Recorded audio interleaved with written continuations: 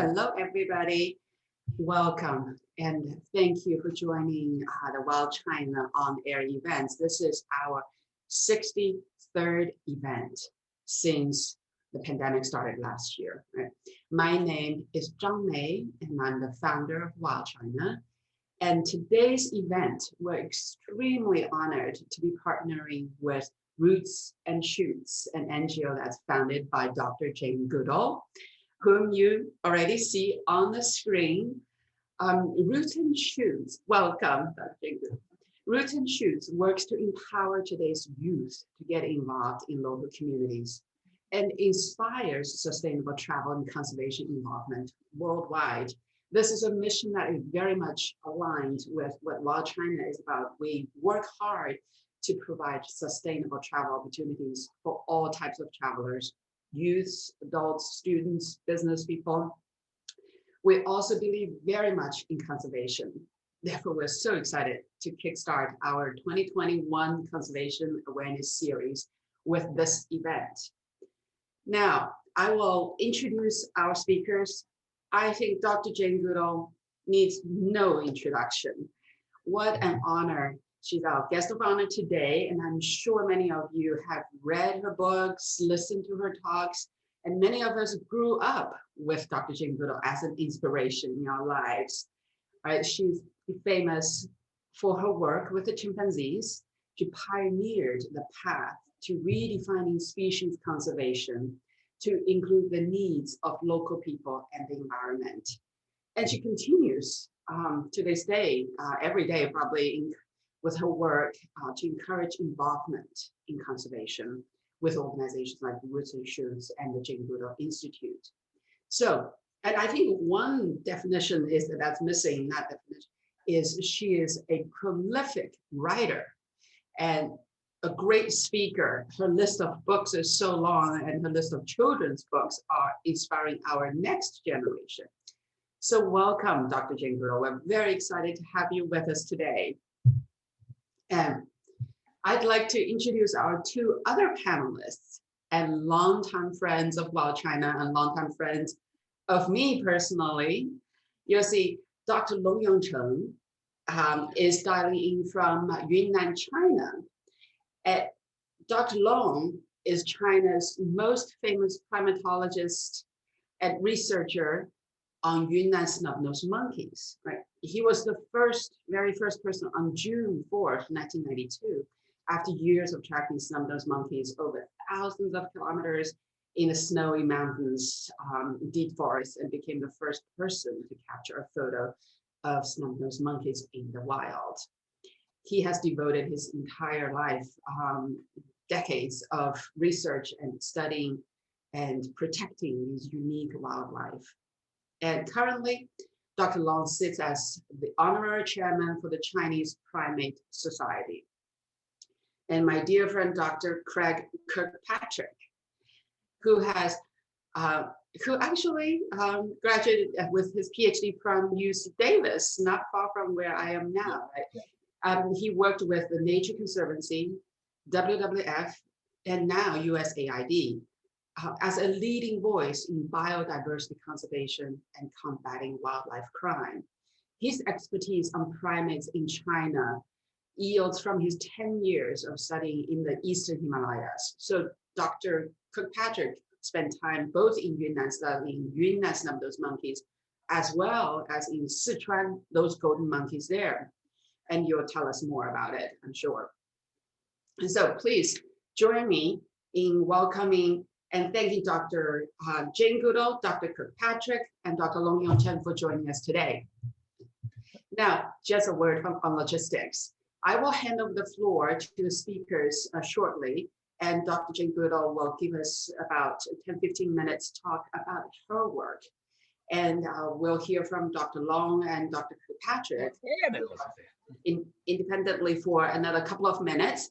Then we will start the conversation in the second half of today's event. Now, without further ado, I'd like to hand things over to you, Dr. Jane Goodall, to start us off. Thank you again for taking the time and joining us from the UK. You are unmuted.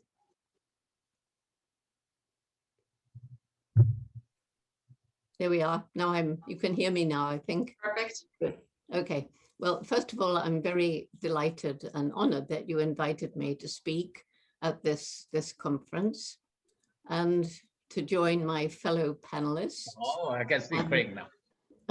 And I want to also thank the Jane Goodall Institute, everyone who's helped to make the work in China carry on all these years. It began in 1994. But let me start when I was a little girl. I was born loving animals. I was very lucky in having a supportive mother who supported my love of animals and helped me find books to read about them. Back then, there was no television when I was growing up. In 2 weeks, I'll be 87, so I've lived longer than any of you, much longer. Anyway, I had a dream when I was 10 years old, and I read books about Tarzan and Africa. I will grow up, go to Africa, live with wild animals and write books about them. No thought of being a scientist. Girls weren't scientists in those days, absolutely not. Everybody laughed at me. How would you do that? You don't have money. Africa's far away. And you're just a girl. I was right here where I'm speaking to you from now, the home in Bournemouth where I grew up. But I have this wonderful mother. She's behind me somewhere. Oh, she should be. I don't think she is now. But anyway, she, instead of laughing at me, said, Jane, if you really want to do this, then you're going to have to work really hard, take advantage of every opportunity and don't give up. Then you might find a way. That's the message I've taken all around the world, especially to children in disadvantaged communities. I've spread it around China. So many people have said, Jane, I want to thank you because you taught me. Because you did it, I can do it too. I wish Mum was alive to know how far her message has spread, how many lives it's changed. Anyway, I did get to Africa. I saved up money, actually worked as a waitress in a hotel to get the money. Fortunate enough to meet the great paleontologist, Louis Leakey. And amazingly, I think he realized I was passionate. He was impressed by how much I knew, even though I'd only just arrived in Africa, because I'd read everything I could. And he gave me this amazing opportunity to go and live with and learn from not any old animal, but the one most like us, the chimpanzee. Nobody had studied them in the wild. Very little was known about them in captivity. It was all new ground. And it was very exciting. Initially, they ran away. For about 4 months, I was worried. It wasn't much money. And I knew if I didn't see something exciting, that would be the end. But fortunately, I saw one chimpanzee whom I named David Greybeard. Here he is up there. And I saw him breaking off grass stems, using them to fish termites from their underground nests. It wouldn't be exciting if you saw it today.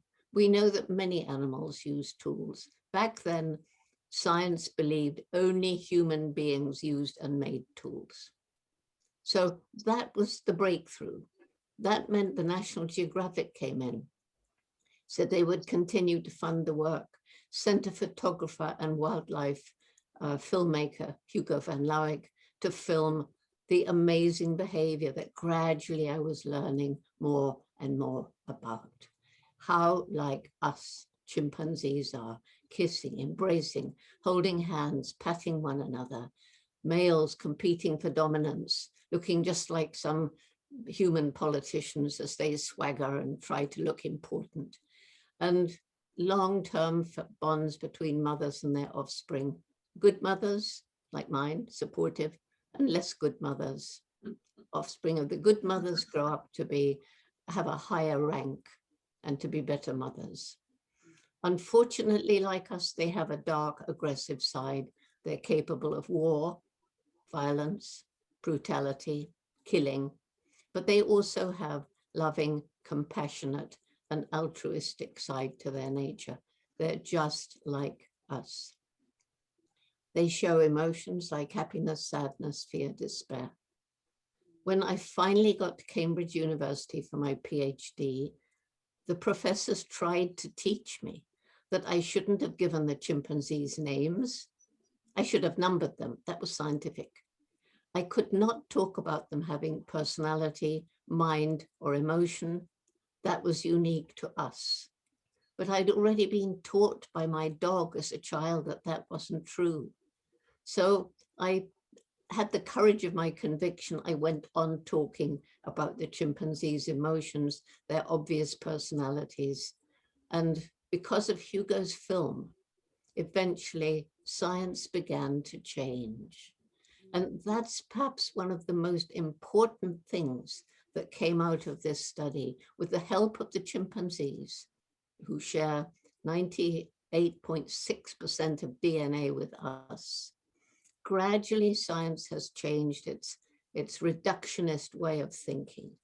And gradually, students now can study animal personality, study animal emotions, and study animal intelligence. And what we're learning is amazing. And it's beginning to pay off. It's beginning to help people understand how cruel we have been in our behavior, thinking animals were just things, thinking we could make use of them just as we wished, thinking it didn't matter because they were totally different from us, but they're not. And what's being found out now, especially about their intelligence, but also about their emotions, is really changing the way we think. I left my studies in Gombe with a research station. We just had our 60th anniversary. And I left in 1986, and when at a big conference, I realized that right across Africa, chimpanzee numbers were dropping. There were by then 6 other research sites, that forests were disappearing, and also some of the cruel conditions, for example, in medical research laboratories. I went to that conference as a scientist. I left as an activist. I had to try to do something. That's where, when I went around Africa trying to learn more about the plight of chimps, I realized also the plight of so many of the people living in and around chimp habitat, crippling poverty, lack of good health and education. And this is when it hit me. If we don't help people find ways of making a living without destroying the environment in their desperation to grow food, to feed their growing families, we haven't a hope of saving chimpanzees or their forests or anything else. And so I began our program Tukari, which is now in 6 other African countries. And in Tanzania, where I began, it's in all of the 104 villages throughout the chimp range in Tanzania. Well, this was all costing money. So I began traveling around the world, talking, raising awareness about what was happening to our precious environment, all the problems that we're inflicting on Mother Nature, our lack of respect for the natural world and the animals. And I was meeting young people who seemed to have lost hope. They were apathetic, didn't seem to care, or they were angry, or they were depressed. And I began talking to them. This is all around the world. Well, you've compromised our future, and there's nothing we can do about it. Well, we have compromised their future. We've been stealing it for a very, very long time, but it's not too late. That's when I began this Roots and Shoots program. Began with 12 students in Tanzania. It's now in 86 countries and growing. It has members in preschool, not many, but lots in kindergarten, many in universities and everything in between, and some young adults, and even in old people's homes as well. I brought it to China on my very first visit in 1994. And that was the time when the Chinese attitude towards protecting the environment was beginning to change. And at that time, I was writing a book about endangered species. And so on that first visit to China, and then again the following year, I met some of the people in China who were working on protecting endangered species. and actually giving some of them a second chance of survival, rescuing them from the very brink of extinction. And so the first one that I met was the Milo the Deer. And I went with Dr. Guo Gang to the Milo Deer Park just outside Beijing and saw these beautiful deer that I'd been writing about. And I also met people working with the golden pheasant and the panda, of course, the giant panda. And I met Yongmei Chi, who was working to save the crested ibis very successfully. My good friend, John Hare, who was trying to rescue and has been amazingly successful, the wild camel, not the domestic Bactrian camel has 2 humps. The wild camel has 2 humps, but it's not genetically related to the domestic Bactrian camel. They live in the Gobi Desert, and it's the most hostile place in the world. So John, with his team of Chinese and Mongolians, has done an amazing job there. And then most recently, with Professor Jinfeng Qi and his team at the, this is such a long name, I never get it right, but the China Biodiversity Conservation and Green Development Foundation, working on various environmental programs, but particularly the pangolin. And I want to say that when this pandemic began, this COVID-19, China was very, very quick to ban the eating of wild animals in the wildlife markets. And that temporary ban, as far as I know, has become a permanent ban. And the trading of wild animals has been stopped. And there's still some problems over medicinal, the traditional Chinese medicinal medicine, traditional medicine, but that is changing too. Full marks to the Chinese government for this. And the bear bile has been a problem, but I think most people don't understand that China has developed a synthetic form of bear bile, which works really well. It's much, much cheaper. It's got a very long scientific name, but it's known as UDCA. Synthetic, doesn't harm anybody, nor does it carry the risk of starting another pandemic, because these pandemics start, these zoonotic diseases, when a virus or a bacteria jumps from an animal to a human. If it bonds with a human cell, it may create a new disease. Unfortunately for us, this particular COVID-19 has spread very, very rapidly around the world. It's disrupted lives and economies everywhere now, and we're still battling it. I've had one vaccination. I haven't had the other one yet. So I think the last thing I will say is that the Roots and Shoots group now, because it began in 1994, we have alumni, and some of them are taking the lead in environmental programs in China.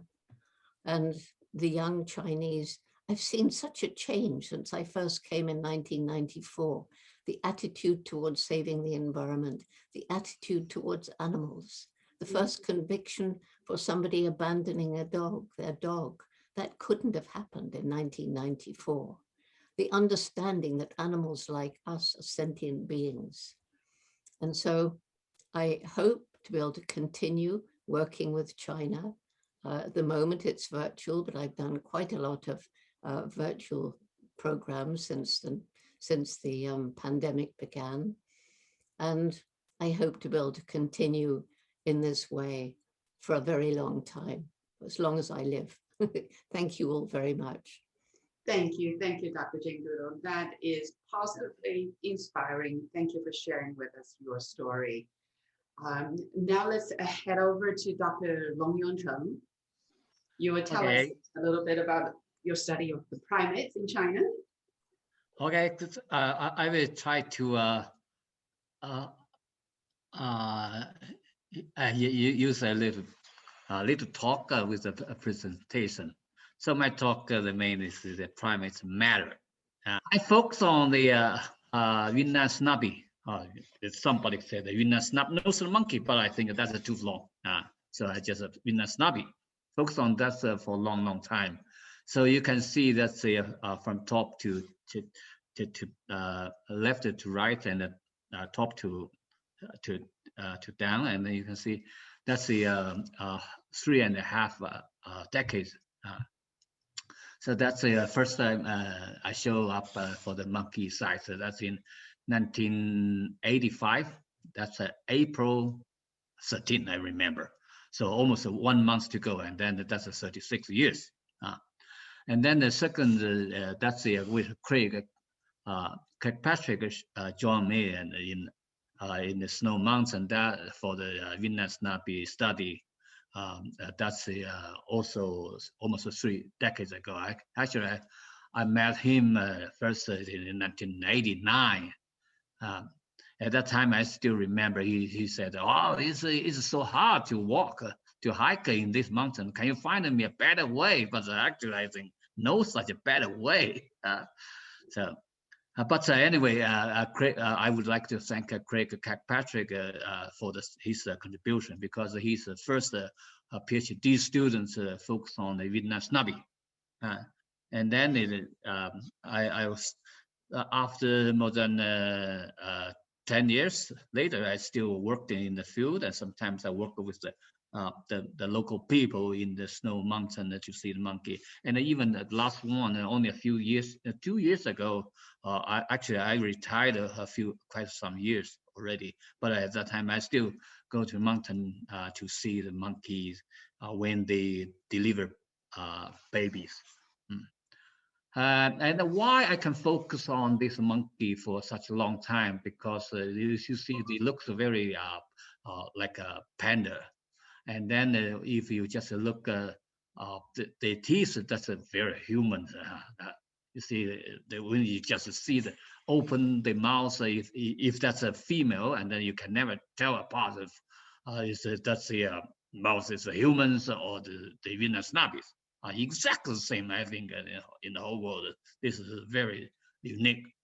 And then also, I always compare with my monkey with my person face. I think we actually, I think this looks very similar, even better, more similar than all the other primate species in the world. And you can see the monkey, the Vietnam snubby, they can, just like a human, they can giggle. And then they also have the recreation. You can see these photos. You can see they can just play a soccer. They use the rock and the wood. This is not a train. Nobody trained them. They just they developed such a sports by themselves. That's why now more and more people enjoy to see the monkey. Some people to the spots, to the field to see the monkey. Some people, they have no chance to go to the field. They just see the photo. They enjoy, especially kids. But of course, the adults seldom to enjoy those photos of the animals. I think the kids is the most important. And the last the photo that shows the Claudia McMary, who used to be the Assistant Secretary of the Department of the U.S. when George Bush, George Bush Sr. In the cabinet. And then now I should talk a little bit because I work as service a chair for the China primatologist community for over 10 years, from 2003 to 2013. And now I still the honor chair for the China Primatology Society. So we at that time I began to care about all the primate species. And then recently, I just tried to publish one book about the world of primates in China.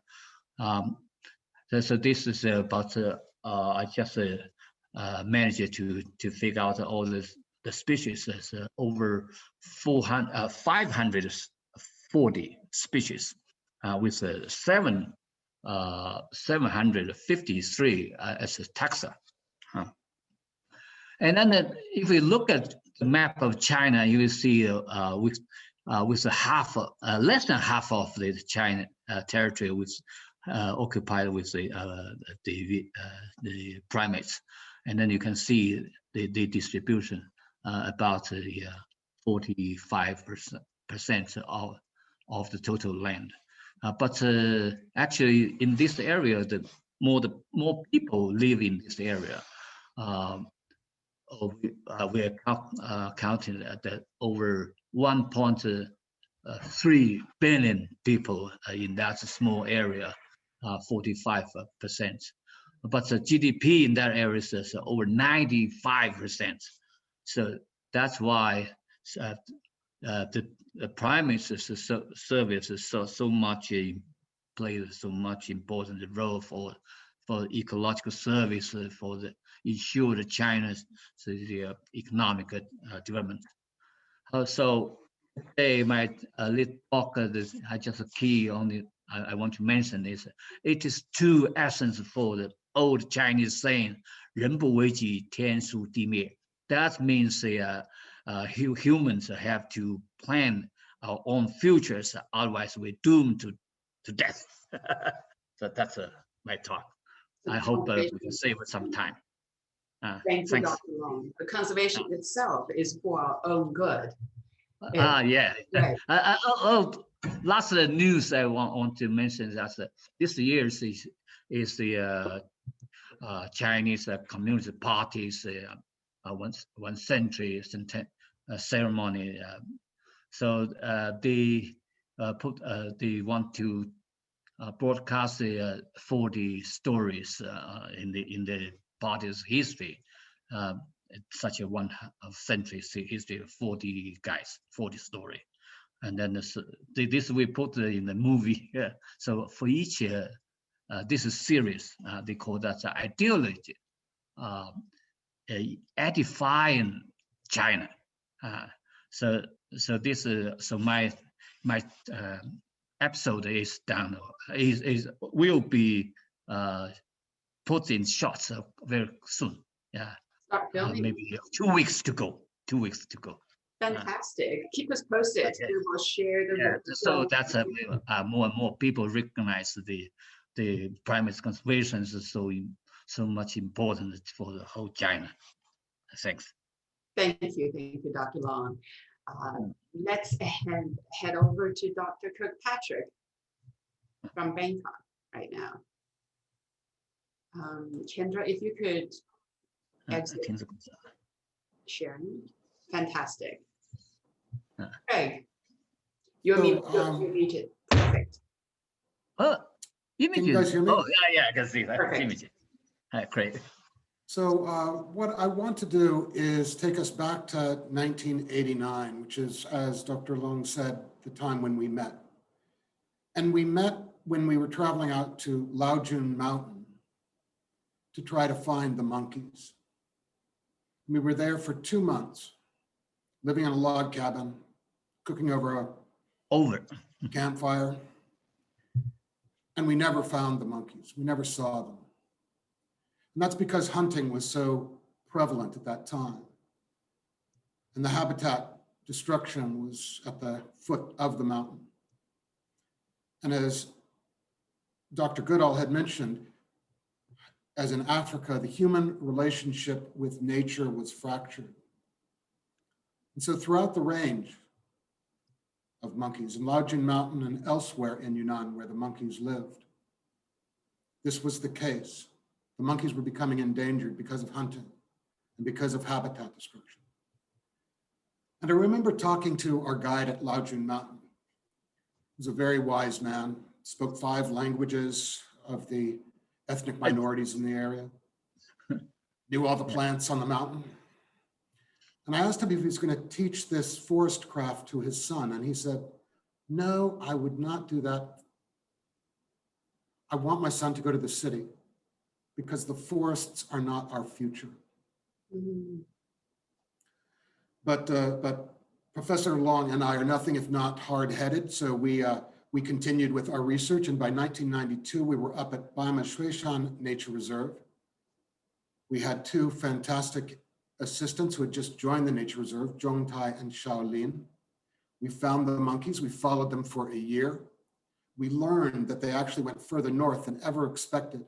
And when the nature reserve was built, people hadn't really known where the monkeys went. And on the basis of the research that I and Dr. Long and Zhongtai and Shaolin did, the nature reserve boundaries were expanded. As Dr. Goodall mentioned, the early 1990s, 1994 was a time of great awakening of the environmental movement in China. Liang Tongji founded Friends of Nature in 1994. It was the first environmental organization in China. Tang Xiang, who was a lifelong conservationist, was inspiring a new generation with his green summer camp, taking Beijing college students out to the field. And in 1996, going to Biodiversity and investigating the deforestation happening on the southern border. The young firebrand Liu Zhi was inspiring a nation with her research on pandas. And she later went on to found the Sanshui Conservation Center. And by the late 90s, Professor Long and I had joined forces once again, and were working with the Nature Conservancy to design a portfolio of nature reserves in Northwest Yunnan that would cover all of the snub-nosed monkeys range in Yunnan, including Laojun Mountain.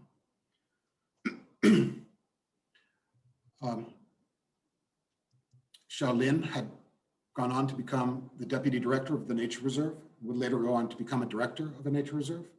And Zhongtai returned to the Southwest Forestry College and later went to Biodiversity to become the research director and work with local communities alongside conservation organizations like WWF and the Kaduri Farm and Botanic Garden in Hong Kong to help local people develop livelihoods, develop ways of living that did not damage the forest, but still allowed them to bring themselves out of poverty.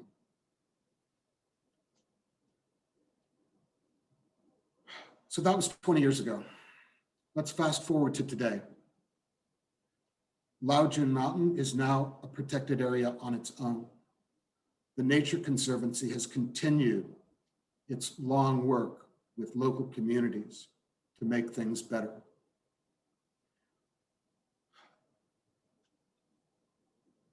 And things are getting better. The hunting has stopped. The monkeys are no longer afraid of humans. There's an outdoor education center so local children can learn about the connection between nature and people. And the young people in the local communities are becoming rangers, they're becoming guards. They're going back into the forest because they realize that forests are the future. So this damaged relationship between nature and humans is being repaired.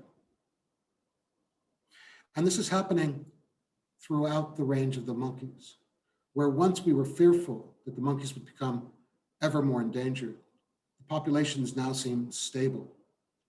We're not out of the woods yet. There's still a lot of work to do, but there's cause for hope. And the reason I'm telling this story is to say that even when things look desperate, as they looked 30 years ago, as long as we continue to do the hard work, as long as we continue to be devoted to our mission, as long as we continue to inspire each other, we can affect positive change. And that's the story of conservation in China, and it's the story of primate conservation in China. And I'll leave it there. Thank you so much, Craig. This is one of the most challenging stories to talk about wildlife conservation. And yet I love the messaging. It circles back to a story of hope. And now let's welcome back all the panelists. I saw Dr. Jane Goodall, I see her there. And let me kick off with a couple of questions. When we have, by the way, this looks like a early Nature Conservancy reunion. I see Ed Norton. I see Heather Peters, old friends from early 2000s are coming back to join us. Wonderful. Now, the first question, I don't mean to throw a wet blanket on this conservation challenges. I wonder, Dr. Goodall, with 6 decades, more than half a century's devotion to the chimpanzee conservation, in your view, are we better? Are we doing better than before? I read on your website, in 1900s, there were 1 million chimpanzees living in the wild, and today there are 340,000. That's about only a third left. What is your sense? Are we doing better? We've created a great deal more awareness. We have many more protected areas, but the chimpanzee numbers are still dropping. And the trouble is, Africa, where they live, is divided into all these different countries. And the rules, the regulations, the laws in the different countries, the dedication to wildlife conservation is always changing as presidents change. And so we can't have an overall policy that affects all the different chimpanzee populations.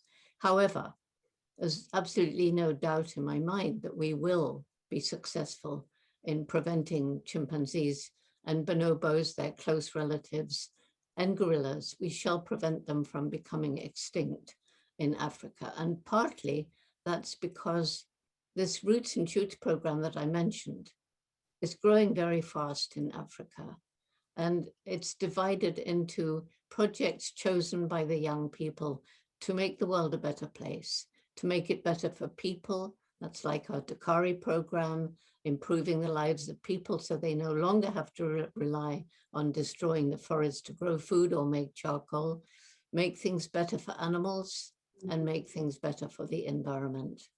So in China, the Roots and Shoots are doing an awful lot of work with planting trees, with recycling, with helping a growing understanding of exactly who animals are, young people going out to join conservation groups and to work in the forests. So are we doing better? We're doing a lot better as far as awareness is concerned.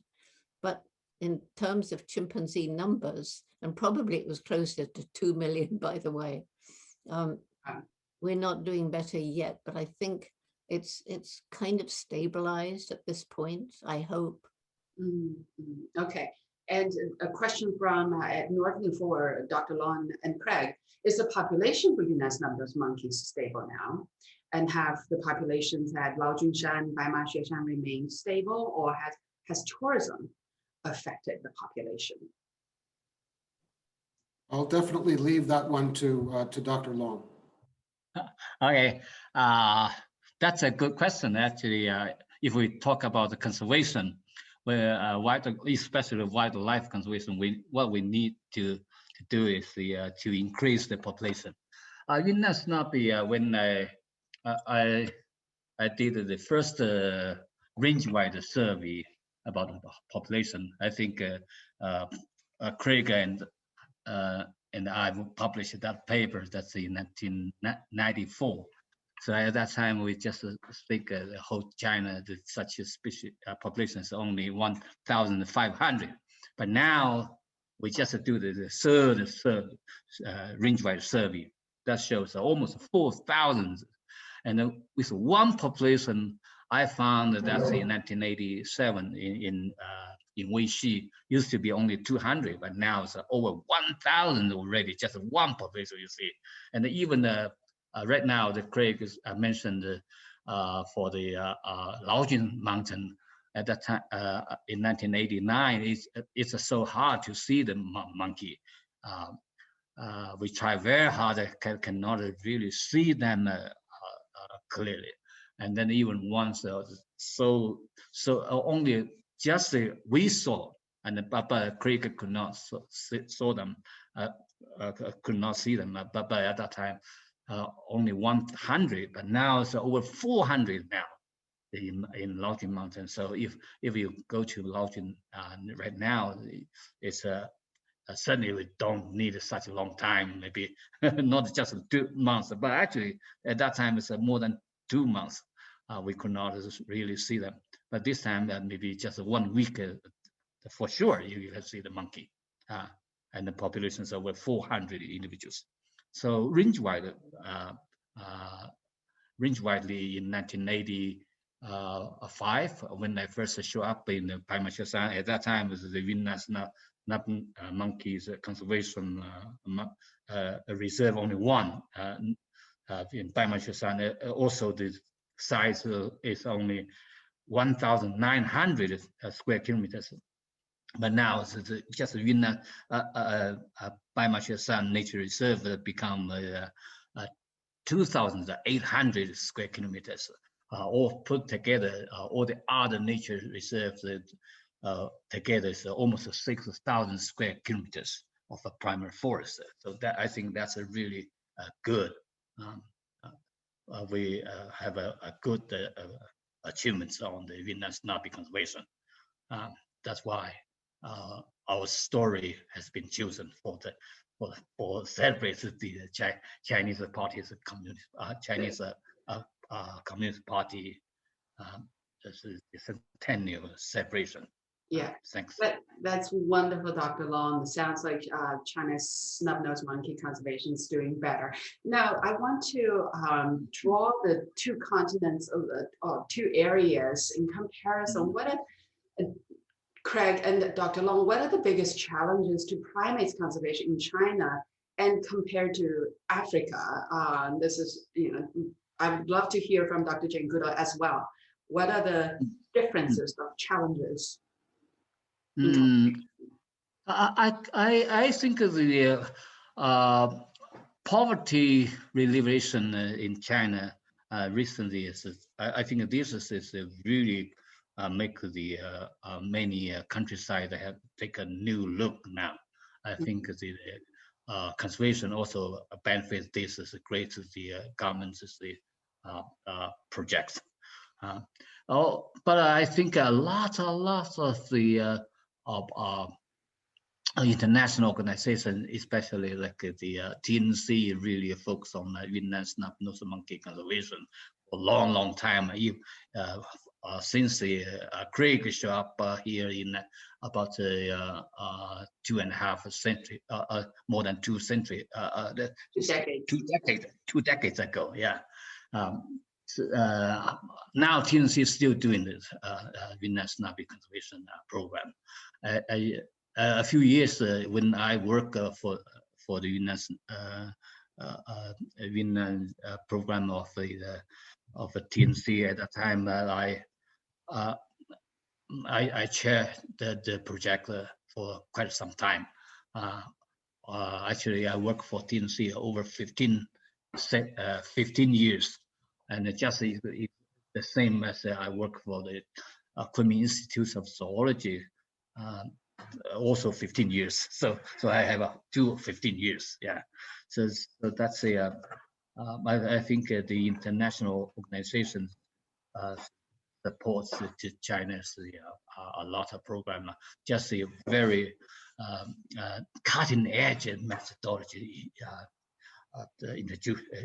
introduction here in China, and then more and more people recognize the dialogue between the local people and the conservation program in China is more and more important than used to be. So I still, every time I still promote, try to my best to promote such a dialogue, because local people, they know how to do that, and then Thank we you. need their involvement. Yeah. No, Craig, what do you think? What are the differences or different challenges between the two areas of conservation? Well, I wouldn't presume to deeply understand the conservation issues in Africa. I think in large part, the issues are quite similar, but the proportion or the emphasis on them is somewhat different. So for example, when new roads are developed, habitats are cut in two, and it's easier to access those forests and to hunt. I think one of the main differences is that, generally speaking, Asia has a much higher human density, and actually a lot of the problems have already gone through. So the entire eastern half of China was deforested and defoliated long ago. And we're now seeing that more in Africa. But I would be very interested to hear Dr. Goodall's thoughts. Well, certainly I agree that poverty alleviation is one of the things, and it's beginning to happen across Africa. But, you know, I can't emphasize enough that this conservation in Africa isn't like conservation in China, in that it's different countries with different regulations, different rules, and different attitudes towards conservation. So it's not easy to have one regulation for everything. It's all these different countries that we need to work in. And there are different problems in different countries. There's a very major problem in Africa with corruption, which I think has been a problem in China too, but being stamped out. And in some countries in Africa, they're trying very hard to stamp out corruption. But for example, you have a World Heritage Site in one country, which means it's safe forever, right? But a certain president can say, oh, I don't care about that. I'll build a dam there, and there's nobody to stop him. It's happening in the Sulu. And the problem of the roads being made, yes, in different countries, roads are made, fragmenting the habitat, that's the same, exactly the same kind of thing. Many of those roads, by the way, are paid for by China in Africa. Many African countries, dams are built by China. And in fact, China is doing very much in Africa what British and European colonialism has been doing for years and is still doing to this day. And the big corporations, multinational corporations. And Africa is a kind of target now for other countries wanting to take their natural resources, their minerals, their timber. For Africa, that is a very huge problem. And the corruption of certain African governments doesn't help at all. And also the fact that many of them are very poor and they're lured by the promise of the building of infrastructure, which isn't always planned well and can damage wildlife. One major problem in Africa, which I have no idea about China, but I don't think it's the same at all, is the illegal wildlife trafficking. And so many species, animal and plant, are illegally taken out of Africa and shipped around. Some of it goes to the wildlife markets. Some of it goes to the growing wildlife pet trade. And that, again, is a major problem for Africa. Many African countries depend to a huge extent on tourism. And of course, the pandemic has limited or eliminated tourism, which has caused a lot of damage in national parks. There's no longer money to pay the rangers. The whole infrastructure of tourism, the guides, the rangers, the cooks, the people looking after them in the hotels has collapsed. And so you get poaching from desperate villagers who no longer have a job, but you also get it much easier for the international cartels to come in to take ivory and rhino horn. It was a huge benefit to us when China banned the importation of ivory, from Africa. Unfortunately, a lot of that moved to countries around China in other parts of Asia. So that, you know, some of the same problems, but also different because Africa is not one country. Yeah, yeah. Thank you. Thank you. Very insightful. I think what I'm hearing from all three panelists is that despite all the differences, there's one key factor that will make a difference. It's us, the humans. A lot of the differences, both in China and Africa, are the humans. Now, because I'm very conscious of Dr. Jane Goodall's time, who needs to exit in the next 7 minutes, I'm going to devote the next 2 questions both to you, and there are so many questions, it's very difficult to choose from. One of them is, Dr. Goodall, your contribution to primates conservation is beyond description, and you inspired so many people. You've tried every conceivable approach to activism, film, speech, writing, community organizing, roots and shoots sort of programs.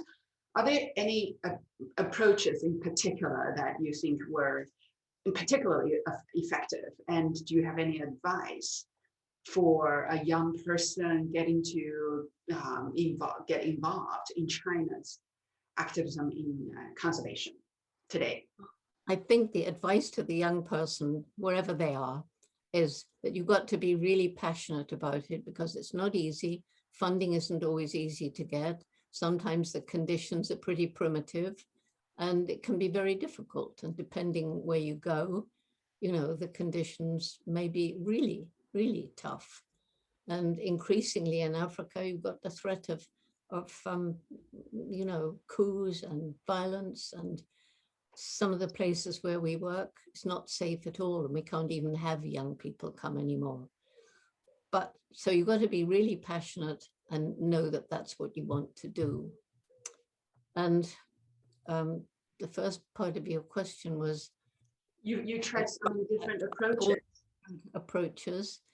And quite honestly, I think the world in general is in such an environmental state of it's pretty bad everywhere. And so we need every single approach. I can't do it all. My organization can't do it all. Collaboration, I think, is an absolute key here. Collaborate between different organizations, collaboration between different countries, certainly in Africa, but worldwide. If we don't get together around the world, then things are going to go from bad to worse because of climate change and because of loss of biodiversity. And what happens in one country, like Brazil, can affect the entire world. So China is playing a very major role in all of this. And a lot of what China does will affect conservation worldwide. And China has such a major position in the world today that to stand out in leadership to combat climate change will be such an amazingly important thing, which China is capable of doing. And the same with loss of biodiversity. Absolutely. Now, a question submitted from the audience is, how were you able to generate a sufficient outside system to support your challenging mission and your NGO? Any advice on someone trying to do the same? Well, it's been a long, hard fight, and it's been tough in different countries in different ways. And the only advice I have is, if you really care, to find other people who really care and involve them, and just have this you know, obstinate nature that says, I'm not going to give in. This is a good idea. I know it's helping. People tell me it's helping, so I won't give up. And, you know, just hope that somehow it will work out. And in every case so far, it has. That's amazing. One of the issues that I've seen, even just us promoting this conference, this dialogue, immediately there are attacks on social media everywhere about, why do you care about wildlife more than humans? Or, you know, any activism in a direction that you care about naturally comes under attack, and I'm sure you've had no shortage of that. How do you deal with those challenging times? Because it's absolutely not true. First of all, we have to remember we are animals. And secondly, at least half of everything we do is for people, because if we don't involve the local people, if we don't get the people of the country behind us, if we don't improve their lives so that they can be part of a growing population worldwide that's making ethical choices in what they buy, what they eat, what they wear, did it harm the environment? Was it cruel to animals? You know, we have to work with people in alleviating poverty, helping children, helping them in orphanages and so on. So it simply isn't true. I deal with them by saying, this is not true. We don't care more about animals than people. On the other hand, there are far more groups worldwide that are working to improve the lives of people than there are working to improve the lives of animals. So it's not a bad balance. We're doing both. But just in general, when these vicious attacks come, how do you find your sort of North Star to emotionally stay tuned to truth and with conviction? It's very difficult with social media's attack coming so immediate and in massive quantities, particularly I'm sure for you as probably for a lot of people in conservation. Well, in techniques. well, our technique is, you know, if you get attacked on social media, give them an answer. Just be polite. If it's completely off the chart, ignore it if it's really stupid. But otherwise, just answer it and move on, and realize that now that we have opened ourselves to social media, we're going to get attacked. We're going to get crazy people. We're going to get people who just want to hear their own voices saying things that aren't true. And if we allow that to harm us within, then we cannot do our work. We cannot make a difference. So we just have to learn to deal with it and evaluate each single attack for what it's worth. Amazing. Now, one sentence on your website that I found super inspiring is, she blazed the trail. The next steps are up to us. What are the 3 concrete things that you would suggest before you sign off to us all that we could take when we finish this meeting? 3 concrete things we could all do. 3 actual things we could all do. Well, I think one of them is to realize that every single day that we live, we make an impact on the planet. And so to think about, to make these small choices every day, as I've mentioned, what we eat, what we buy, what we wear, how was it made, and so on. That's one thing. Something which is gaining in importance, and I know it's true in China too, is the terrible effect that industrial agriculture of animals and crops too is having on the planet. And all the billions and billions of animals who are in intense factory farms. First, we have to remember they're all individuals, every single one of them, every single one. Pigs, for example, they are as intelligent or more intelligent than dogs. And I know a pig, she's called Picasso, not Picasso the artist, but Picasso.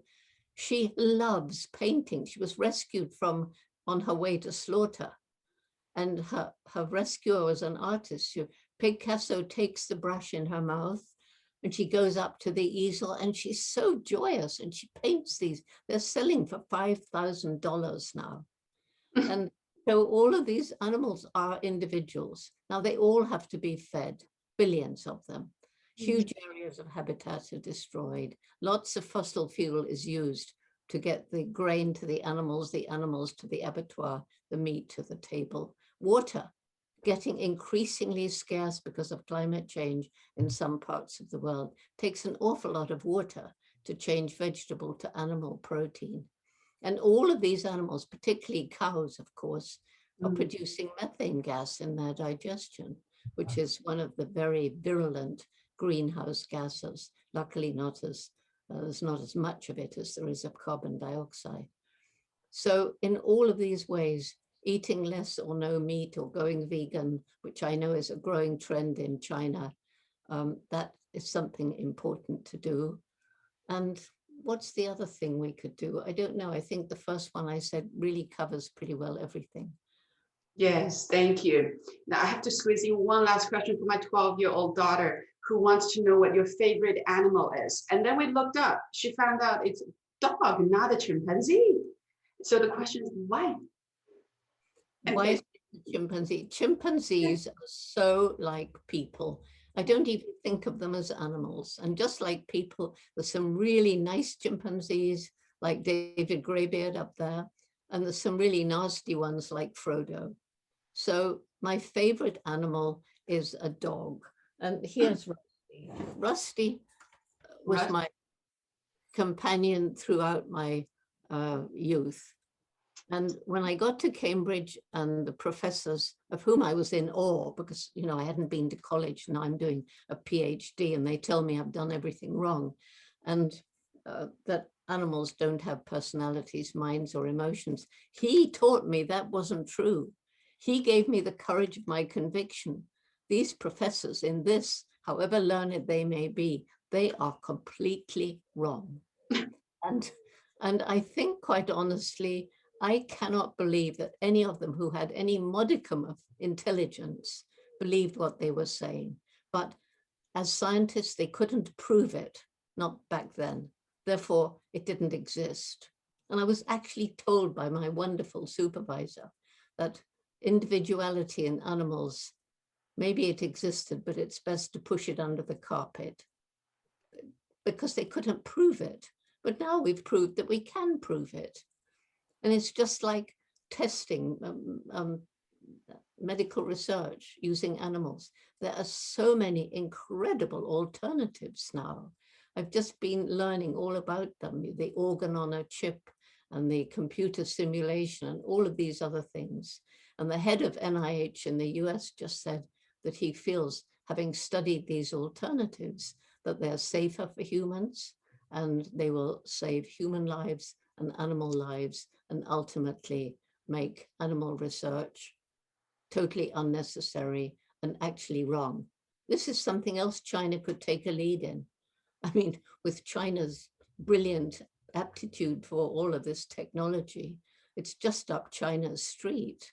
And I want to see the use of animals in medical testing and pharmaceutical testing, which China just banned, by the way.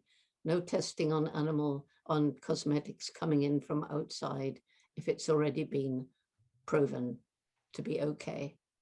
So we move forward. We move forward in the world. We have new ideas. We need to share the ideas. We need to work together. We need to work together for a better world if we care at all about the future of our own great-great-grandchildren. Thank you. Very inspiring words to end on, even though we are not able to get through all the questions. But I think we've all had this dosage of inspiration that we are able to go into the next day to do a little bit better for the world. Thank you so much, Dr. Jane Goodall. Well, you may send me questions on email if you like. Oh, there's a very long list. But thank you very much. And good luck with your shot tomorrow. And after COVID, we look forward to seeing you back in China again. And thank you for your lifetime contribution to all the great work for the planet. And by the way, my second to last traveling before I was grounded by the pandemic was to China. That's amazing. Yeah, I was in China in December. Oh, wow. Yeah, then you will have to be the next first trip post-COVID. Right. Can't wait. And Okay, bye everyone. Bye-bye. If all of you want to hang on for just a second, I will talk a little bit about what's coming up next. And Craig, thank you, Craig. Thank you, Dr. Long. we hope to bring you back and have Great, an thank in-depth you. conversation. Thank you, Dr. Jane Goodall. Okay, bye. Yeah, bye. So for some of us, I will talk a little bit about the upcoming events. We have a whole series of conservation talks on conservation sustainability in China coming up. Stay tuned, wildchina.com. And a hint, the next one is going to be hopefully about rivers and national parks. And end of March, our March book club will be reading AI Superpowers chatting with the author Kai-Fu Lee, and many of us in China know Li Kai-Fu 老师会来跟我们谈他的书. So I look forward to seeing you all, and if you all have a chance, please support the work of Roots and Shoots and donate on their website. We can all do a little bit of our share to make the planet better. Thank you, Craig. Thank you, Dr. Long. Thank you, everybody. Thank you, Roots and Shoots, our partners. See you next time.